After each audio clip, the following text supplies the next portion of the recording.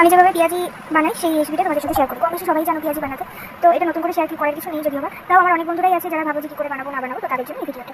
যাই হোক, ফার্স্টে আমি পেঁয়াজ কেটে নিয়েছিলাম। পেঁয়াজ কাটার সময় আসলে এত চোখ জ্বালা করছিল তাই জন্য আমি ভিডিও ক্লিপটা নিতে পারিনি। তো যাই হোক, পেঁয়াজ কেটে তার মধ্যে আমি লঙ্কা কেটে দিয়েছি। এর মধ্যে আমি কোনো রকম গুঁড়ো লঙ্কা ব্যবহার করিনি।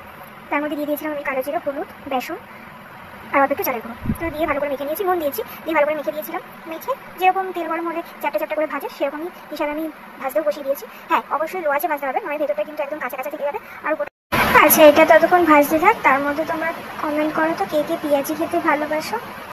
আরও একটা কথা তোমাদেরকে জিজ্ঞাসা করি, তোমরা তো ভিডিও আমার দেখছো, তবে লাইক কেন করছো না সেটা তো আমি বুঝতে পারছি না। আর ভিডিও কে কোথাতে দেখছো অবশ্যই করে আমাকে কমেন্টে জানাও।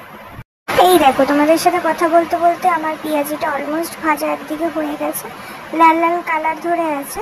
এবার আমি গ্যাসের ফ্লেমটাকে একটু জোরে করে এপিট ওপিট করে ভালো করে ভেজে নিয়েছি। পেঁয়াজিটার রঙটা দেখেছো এরকম হয়েছে, ব্রাউন করে ভেজে আমি উঠি। তো আমি ভেবেছি ভিডিও আরও তোমাদের যাতে ভালো লাগে আর তোমরা যাতে কমেন্ট করতে আরও উৎসাহী হও, সেই কারণে আমি একটা কথা ভেবেছি যে এরপরে যে ভিডিওতে ভালো খারাপ যাই কমেন্ট করো না কেন, আমি তাদের নাম নিয়ে ভিডিওতে অবশ্যই বলবো। যদি সেই ভিডিওটা একটু লং হয় অবশ্যই করে তাতে বলতে পারবো, যদি রিলস ভিডিও হয় তাতে তো আমি বলতে পারবো না। যাই হোক, তোমাদের সাথে কথা বলতে বলতে একটা পেঁয়াজি ভেজে তুলেই নিয়েছিলাম আর তোমাদের ভেঙেও দেখালাম।